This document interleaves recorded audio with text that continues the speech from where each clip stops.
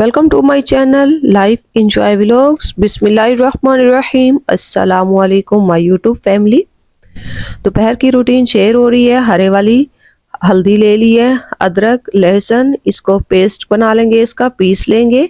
तो मैं तीनों चीज़ों को पीस लेती हूँ, लहसुन को और अदरक को भी ऐड कर देती हूँ और साथ में हरे वाली हल्दी को भी। हरे वाली हल्दी का कलर बहुत अच्छा है, खुशबू भी बहुत अच्छी आ रही है। अगर आपने हरे वाली हल्दी इस्तेमाल नहीं की तो फ़ौरन से हरे वाली हल्दी का इस्तेमाल स्टार्ट करें। बहुत ही इसके फ़ायदे हैं बानिस्बत पाउडर हल्दी के।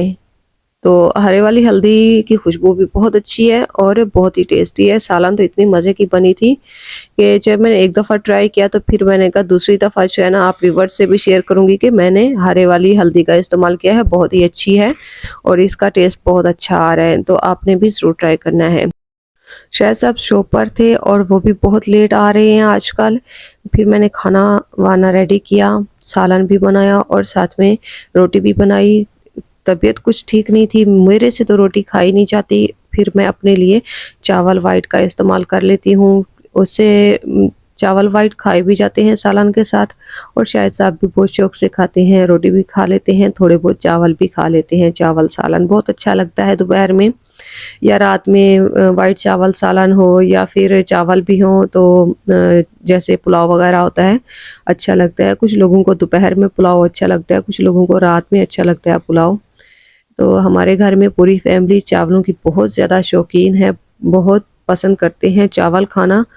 चाहे डेली के भी बनते रहें तो भी वो खाएंगे, बोर नहीं होंगे। लेकिन मैं डेली के चावल तो ज़्यादा पसंद नहीं करती।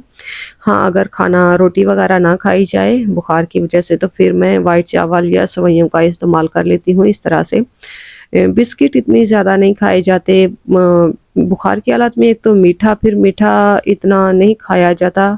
कुछ लोग शौकीन होते हैं जो मीठा पसंद करते हैं। मैं मीठा पसंद तो करती हूँ, मीठा बनाती भी हूँ, लेकिन मेरा जो मीठा का टेस्ट होता है ना वो सबसे अलग होता है, लाइट टेस्ट होता है। तेज़ मीठा मैं यूज़ नहीं करती, लाइट मीठा यूज़ करती हूँ और इस पूरी फैमिली को भी मीठा मेरा बना हुआ अच्छा लगता है क्योंकि लाइट मीठा होता है ना, इसी वजह से फिर सब शौक से खाते हैं।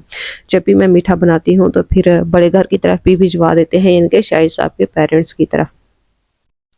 तो ज़ोहर का टाइम था, नमाज का टाइम था, शाहिद साहब की अम्मी आई यानी कि मेरी सासू माँ आई और उन्होंने मुझे एक खबर दी जिसको सुनकर मुझे बहुत दुख हुआ। बता रही थी कि शाहिद साहब की जो फुप्पो हैं वो उनकी डेथ हो गई है। अल्लाह पाक उनको जन्नत में आला से आला मकाम अता फरमाए।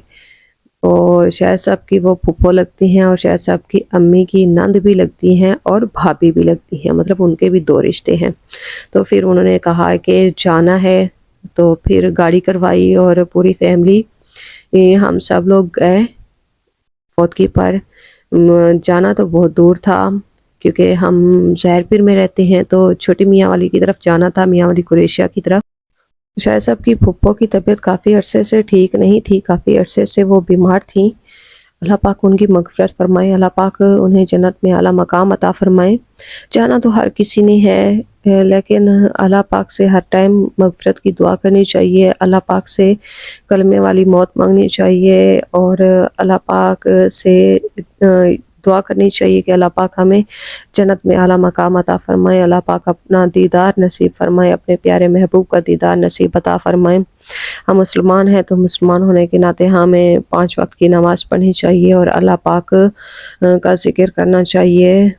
अगर हम काम भी कर रहे हैं, कुकिंग कर रहे हैं, कोई भी घर का काम कर रहे हैं तो दुरूद पाक पढ़ते रहा करें, पहला कलमा पढ़ते रहा करें। जिनको कुरान पाक आता है, जो छोटी-छोटी सूरतें हैं कुरान पाक की जिन्होंने याद की हुई हैं वो पढ़ते रहा करें और जिन्होंने बड़ी सूरतें याद की हुई हैं जैसे सूरह रहमान, सूरह मुल्क, सूरह यासीन, कुरान पाक का दिल है तो सूरह यासीन सुनने से, सूरह यासीन को पढ़ने से दिल को बहुत सुकून मिलता है।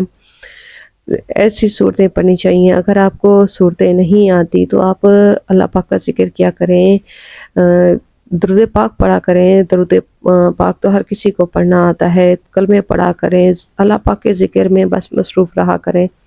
दुनियावी बातों को लेकर ज़हन में मत चला करें, क्योंकि एक तो इससे आप ज़हनी मरीज़ बन जाएँगे, टेंशन भी बढ़ जाएगी। जब आप अल्लाह पाक का ज़िक्र करेंगे तो अल्लाह पाक आपके करीब हो जाएँगे और अल्लाह पाक आपके हर काम को आसानी में तब्दील देंगे। अल्लाह पाक आपके हर तो यहाँ पर कुछ कपड़े पड़े हुए थे, मैंने कहा इनको फ़ोल्ड कर लेती हूँ फटाफट से। जब तक सब लोग रेडी हो रहे थे तो फिर मैंने कहा कि मैं भी जल्दी से ही चीज़ें वगैरह रेडी कर लूँगी। और सॉक्स वगैरह मैं कुछ इस तरह से रखा करती हूँ कि ऐसे एक सॉक्स को फोल्ड करके दूसरी सॉक्स के अंदर डाल देती हूँ। इस तरह से क्या होता है कि मतलब एक ही दफ़ा एक ही सॉक्स को उठाओ और दोनों सॉक्स मिल गई, गुम नहीं होती। बड़ी फैमिली में तो सॉक्स वगैरह अक्सर गुम हो जाती हैं, तो बड़ी फैमिली के लिए ये टिप्स बहुत अच्छी है कि एक सॉक्स को दूसरी सॉक्स के अंदर फोल्ड करके रखा करें, उससे सॉक्स गुम नहीं होती और सेव रहती है। मैं ऐसे ही करती हूँ हमेशा, और जगह की भी बहुत बचत हो जाती है इस तरह से। तो फिर उसके बाद हम लोग ना रात में वापस आए थे, तकरीबन 10 बजे का टाइम था। वापस आए हम लोग घर की तरफ। ठंड बहुत थी और मेरी तो कुछ तबीयत भी ठीक नहीं थी, लेकिन ठंड की वजह से कुछ तबीयत ज़्यादा बिगड़ गई। फिर मैं वहाँ से मेडिसिन भी ले आई थी। घर में पहुँची, मैंने कहा थोड़ा बहुत कुछ खा लेती हूँ। वाइट चावल और सालन मैंने गर्म किया और फिर मैंने चाय को भी बना लिया। मैंने कहा मेडिसिन खाऊंगी ना तो फिर थोड़ा सा खाना खा लेती हूँ, क्योंकि खाना मैंने बहुत कम खाया हुआ था और बुखार की वजह से कुछ इतना ख़ास खाने को दिल भी नहीं कर रहा था, बिस्किट भी खाने को दिल नहीं कर रहा था। तो फिर मैंने मेडिसिन ली और उसके बाद मुझे बहुत बेहतर फ़ील होने लगा। सुबह के टाइम जब मैं उठी ना तो मेरी तबीयत बहुत ज़्यादा बेहतर थी, क्योंकि गले में भी मेरे बहुत दर्द था, बुखार भी बहुत तेज़ था गले के दर्द की वजह से। उम्मीद करती हूँ कि आज का व्लॉग आपको अच्छा लगा होगा। व्लॉग अच्छा लगा है तो वीडियो को लाइक कर दें, चैनल पे नए हैं तो काइंडली चैनल को सब्सक्राइब कर दें। मिलेंगे किसी नए व्लॉग में, किसी अच्छे व्लॉग में। मुझे दीजिए इजाज़त, दुआ में याद कीजिएगा, अपना ढेर ज़्यादा ख्याल कीजिएगा। अल्लाह हाफिज़।